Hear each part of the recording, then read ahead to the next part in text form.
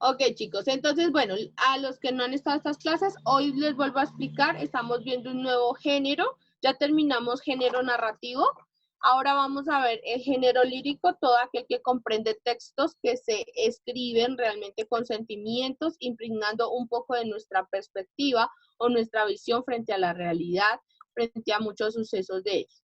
Vamos a hablar de dos conceptos acá, de la lírica, que es el estilo que se emplea o que emplea un autor y poeta en sus escritos. En él impregna básicamente sentimientos y emociones. Un sentimiento puede ser la alegría, la tristeza, la furia o la ira, ¿sí? Y esos sentimientos, cuando yo los estoy sintiendo, me generan emociones. Entonces, si yo estoy alegre, el sentimiento de la alegría me genera ¿qué emoción? Pues el sonreír, el estar eufórico, el sentirme positivo, el ver todo maravilloso a pesar de las circunstancias, ¿sí ven? La tristeza, entonces me genera que la melancolía, que las lágrimas, las ganas de estar solo, un montón de emociones a partir de esos sentimientos, ¿sí? La lírica contempla mucho al yo, a lo que yo soy, a cómo yo pienso, a cómo yo me siento, ¿sí? Y vamos a hablar del otro concepto, que sería el origen de esa lírica.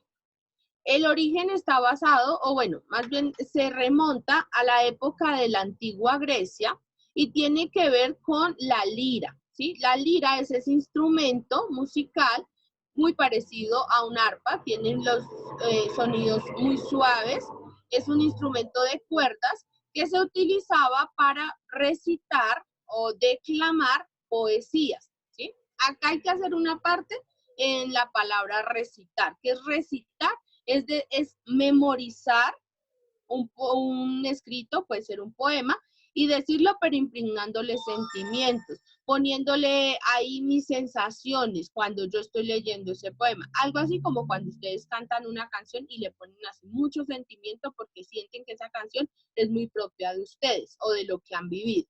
La lira se utilizaba, según la mitología griega, era el instrumento favorito del dios Apolo, que es el dios de la cultura y de las artes.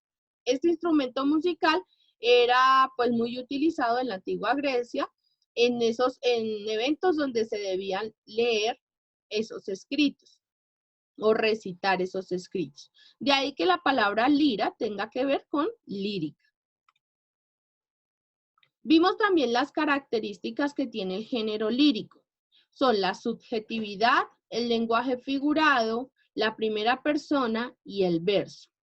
En su subjetividad es como la forma de escribir, ¿sí? En la que la persona da a conocer sus intimidades o sus conceptos frente a unas circunstancias. Ahí vamos a ver que podemos conocer al poeta a través de esos escritos en su vida íntima, en sus pensamientos, en sus emociones, en sus sentimientos y en sus sensaciones. Vamos a relacionar sensaciones con sentidos. Los 5 sentidos que conocemos básicamente son vista, olfato, gusto, oído y tacto. Con cada uno de esos sentidos nosotros conocemos el exterior, aprendemos a relacionarnos o descubrimos desde muy pequeños todo lo que nos rodea, ¿sí? Entonces, ustedes saben muy bien que empezamos sin poder comunicarnos mediante palabras. ¿Qué hace un bebé?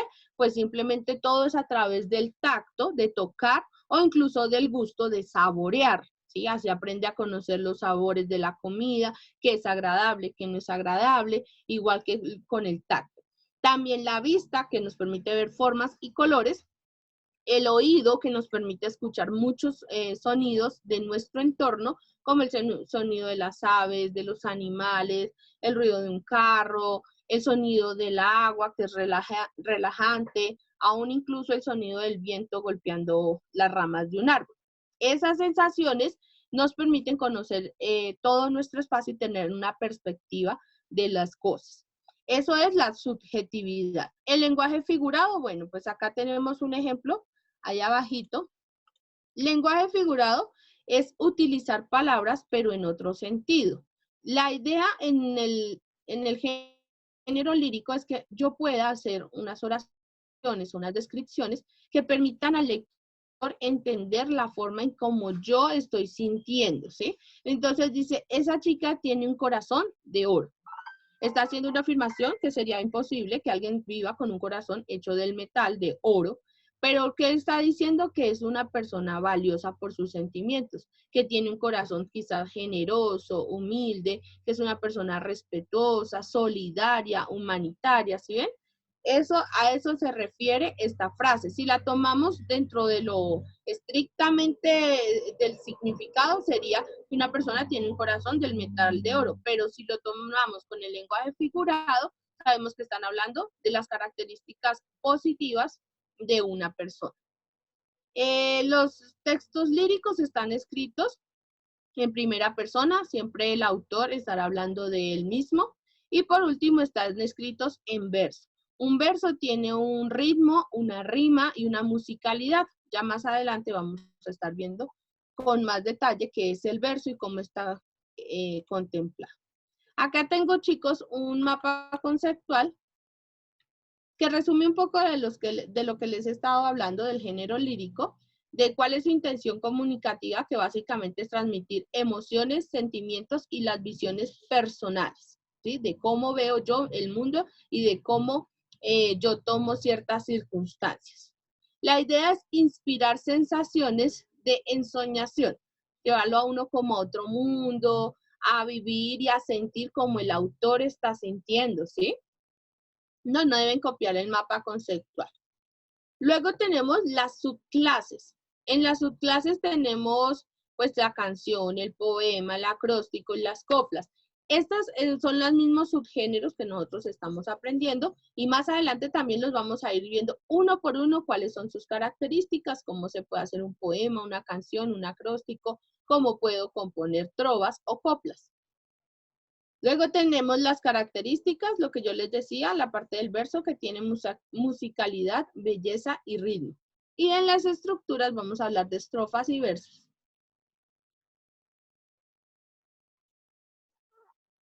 Bueno, chicos, les voy a hablar de un libro que como vimos hace unas clases atrás cuando estuvimos hablando de Miguel de Cervantes Saavedra, con su libro y su obra, Don Quijote de la Mancha, vimos que es el segundo libro más vendido en todo el mundo. El primero de ellos es la Biblia.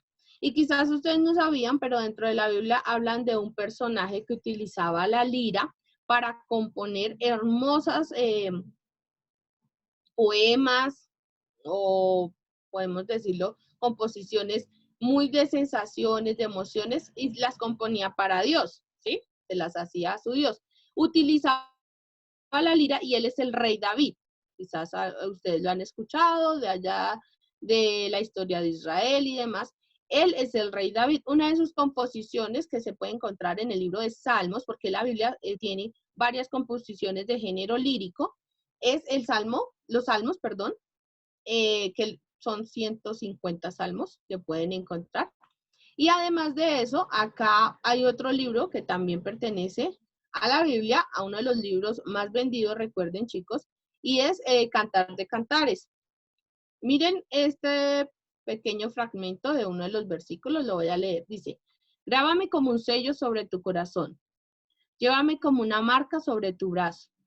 Fuerte es el amor como la muerte, y tenaz la pasión, como el sepulcro. Como la llama divina es el fuego ardiente del amor. Ni las muchas aguas pueden apagarlo, ni los ríos pueden extinguirlo. Ustedes aquí pueden claramente ver un lenguaje figurativo, ¿cierto? Están ahí tratando de hacer como comparaciones. Dice que el amor es tan tenaz en su pasión como el sepulcro.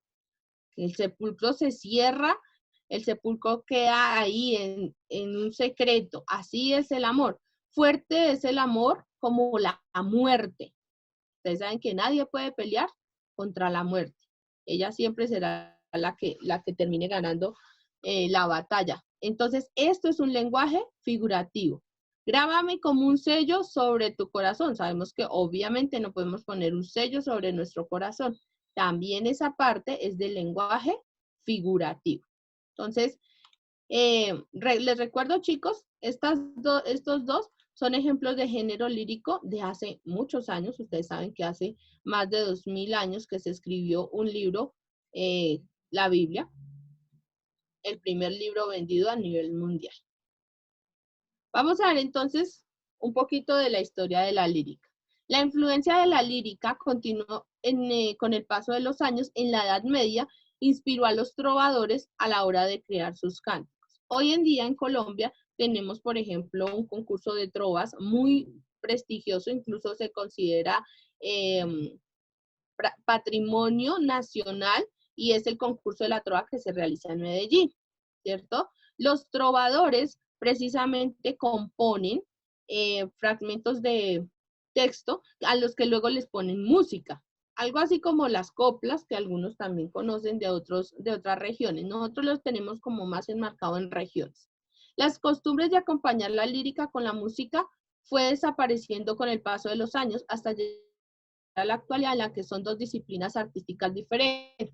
Sin embargo, muchos artistas siguen musicalizando algunos versos de poetas, consiguiendo una auténtica obra de arte. Acá voy a hacer un pare para preguntarle a alguno de ustedes, ¿ha escuchado alguna canción de Berek? No, profe. No, profe. No, señora. No sé. Vamos a hablar entonces de los autores del género lírico que son más representativos, ¿sí? Está Rosalía de Castro, Federico García Lorca, Pablo Neruda, que tiene unos poemas hermosos, Sor Juana Inés de la Cruz, Octavio Paz y César Vallejo. Ellos son uno de los escritores más importantes en este momento, en lo contemporáneo, en cuanto a los textos líricos. Ya más adelante veremos también algunos escritores y algunas de sus obras. Vamos a ver también los subgéneros de la lírica. Está la egloga, la elegía, la oda, la pastorela, que es así, vamos a ver muy rápido, romance, soneto y el villancico. También nos queda ahí la canción. Bueno, claro, hasta aquí, ¿alguna pregunta, por favor? Porque ahorita No, ya señora. una actividad en base a todo lo que les he explicado. Y si tienen Profe, alguna pregunta, háganla. Señora. ¿cómo es que se llama? Bueno, sí, lo que tú nos dijiste de esas canciones. Macaco. El de coincidir se llama macaco. ¿A qué te refieres? ¿A los cantantes? Sí, profe. El que acabamos de escuchar, el poema que se llama Ojalá, lo escuchamos de Berek. ¿Listo? Y otro pues que les voy a poner que escuchen.